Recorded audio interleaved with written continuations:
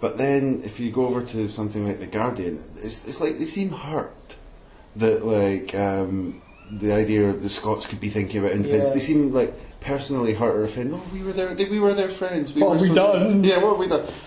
And then there's a kind of resentment breeding because they feel hurt about something. Yeah. How do you find it interacting with people down here about it?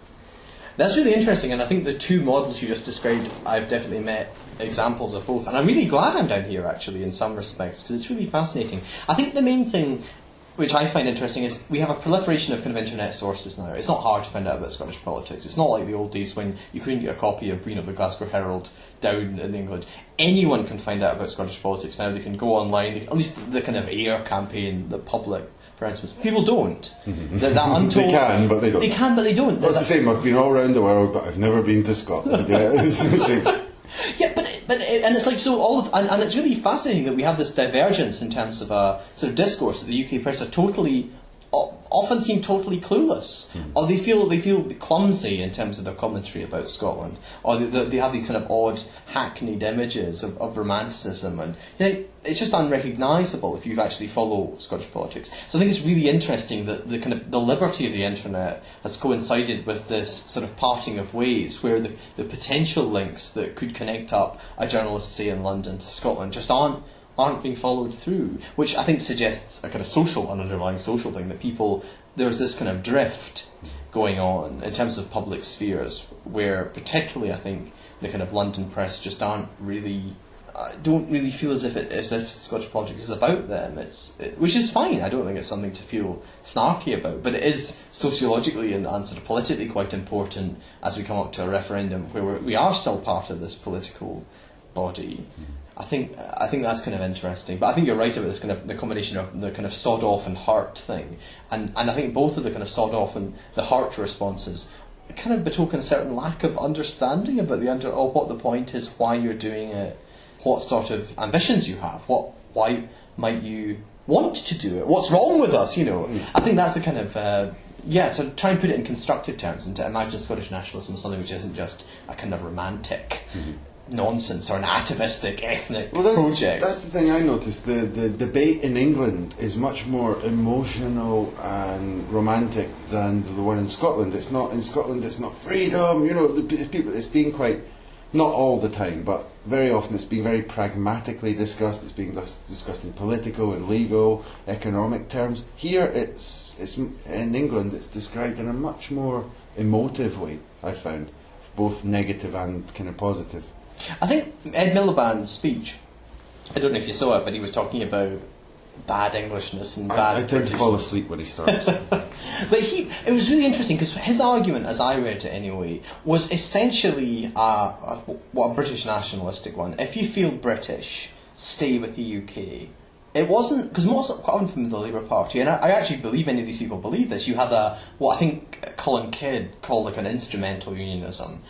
Stay in the Union for the solidarity of the British working class to deliver social justice across the UK. Now that sounds potentially a project which is not unattractive actually, but that wasn't the one Ed Miliband was promoting at all. No. It was a feel British, stay in the UK, and therefore it's much more nationalistic, ironically perhaps, than sort of arguments you might hear from Alex Salmond for why he wants Scottish independence. And yet people don't seem to notice that, which I think is this kind of significant thing, that the old models of explanation aren't really serving us terribly well in terms of... Well, it's also, I think, in part because with old models of explanation, one of the weaknesses of the state, the better together, them, is that they can't admit why they really want to keep the union together. They can't be honest about it, which is one I think will become one of their fatal flaws. I mean, what is the honest explanation? There's two fundamental reasons. The economic one, the resources, the natural resources one, and there's also one that Jack Straw did admit, but they never ever talk about it, which is they're terrified of losing their seat on the UN Security Council if the United Kingdom is broken up. And then with losing a seat on the United Nations Security Council, the loss of influence that would entail. I mean, these aren't the only reasons, but they are obviously two of the biggest ones. And that Security Council one, is that prospect terrifies them politically. It's just one of the reasons the political class of the United Kingdom are dead set against independence of Scotland. And this is one I think is never discussed. No, I mean that isn't. I mean, it comes back to sort of British self-imagining about what is its purpose of Britain, what is the character, these kind of imperial ghosts which get risen up now and then, and I know many of us feel very uncomfortable about that. Those kind of aspects of sort of imperial and warlike Britannia and full flag. That's kind of scary. I think it's interesting. I mean, one thing this whole, you mentioned earlier, the Labour for Independence thing, and I must admit I'm not entirely sure if I really believe that's a goer, whether it's one or two folk making mischief, and I'm happy for them to make mischief, but I think it might amount to that. But I think there is another question we can ask. I mean, about the better together thing. If we're better together, well, how are we better?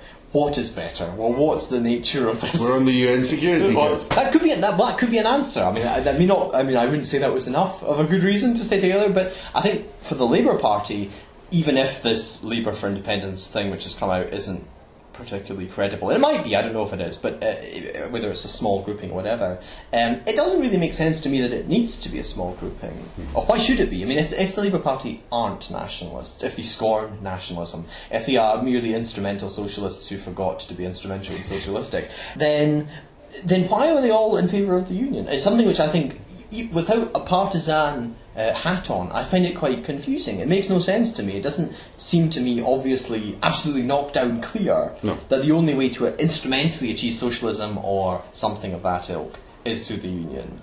But that's what we're invited to believe by Joanne Lamont and friends when they say that everybody in the Labour Party scorns the whole nationalistic project. I don't think they can. It doesn't make any sense to me if they do.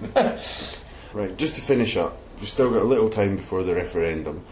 I don't think I'd be taking too much of a liberty if I said I think you're hoping for a yes vote, even if you're not convinced we're going to get one. But so what would you like to see happen in the run-up? Like, what would you like to see the Yes campaign doing in the run-up to bring about success? Yeah, I would definitely want to see a yes result. I think it's really tricky, though. I mean, in terms of to know what to do, how do you deliver? Because we have at present polling which shows about 30-odd% of the Scottish population is in favour of independence. If you factor in, turnout and such like that, then you're looking at convincing still a damn large amount of people about a project about which people reasonably have several questions. And one thing which I was wondering about before, and I've not really made up my mind about, is this idea that the SNP has to give the Scottish people a clearer perspective, if you like, saying we're going to do this, here's what it's for. And I was arguing that, we have to be the kind of cartographers of New Scotland, map out what we're going to do. Constitution, you said earlier. Constitution, but also wider questions about what kind of politics we want, why are we doing it, why are our present powers not enough to let us do it within the Union. But arguably Alex Salmond has done this. He's just not done it in a way that I particularly find exciting, keeping the monarchy, the NATO change which is proposed, which isn't decided yet for the SNP, but we'll see what happens with that. It's going to be tricky with that kind of model, a kind of safety first, reassuring model of kind of pro-independence advocacy. How do you get past the kind of very simple question, well, what's the point? Why are we doing this? Why go through this dramatic constitutional change if we have such limited goals?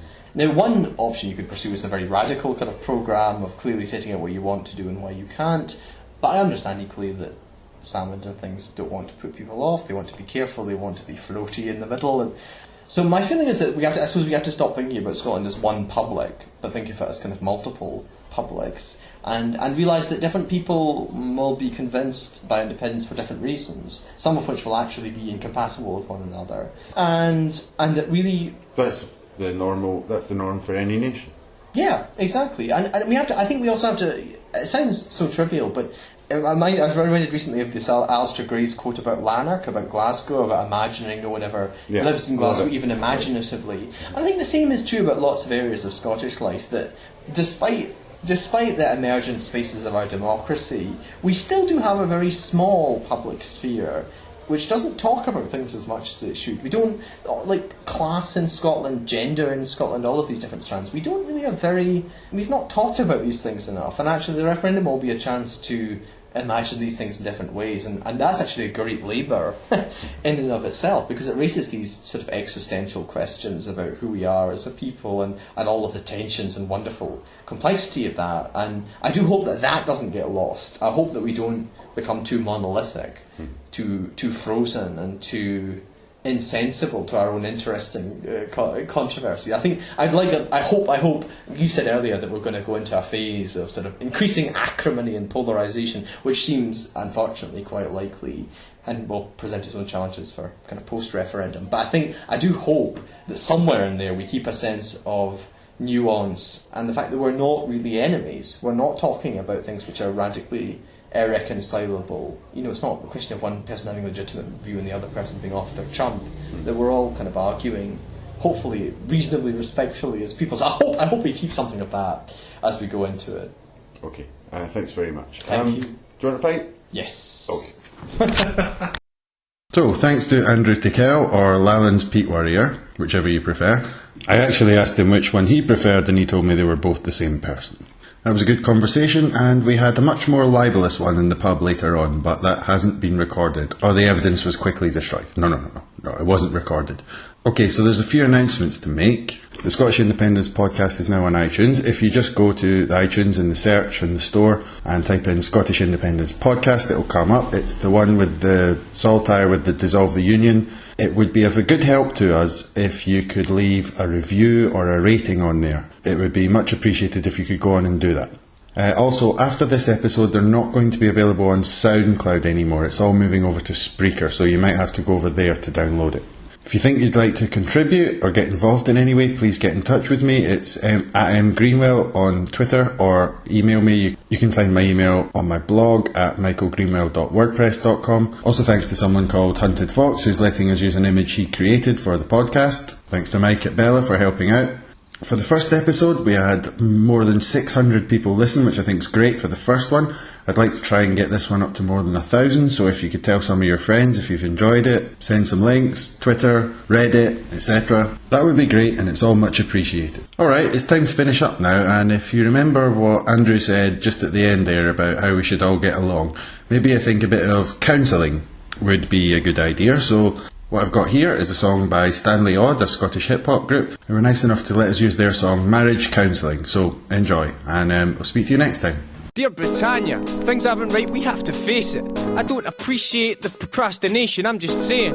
It's not like you're pure amazing and I'm fed up feeling like the poor relation. And I don't appreciate your passive aggression. Is it too much to ask that you answer my questions? So I'm writing this metaphor. I said it before, but I put more into us than you ever give me credit for. We're needing some help. What makes you think I can't speak for myself? And as for the division of wealth, I'm a 1,000-year-old country. Surely I'm old enough now to look after my own money. As for that nonsense about me being destitute, hey, and I got the same damn group of friends as you. So stop implying that if you were to get shot at me, France, Germany and Spain wouldn't talk to me. I feel like I'm banging my head off a brick wall. P.S. Do you think of me at all? Faithfully yours, Caledonia.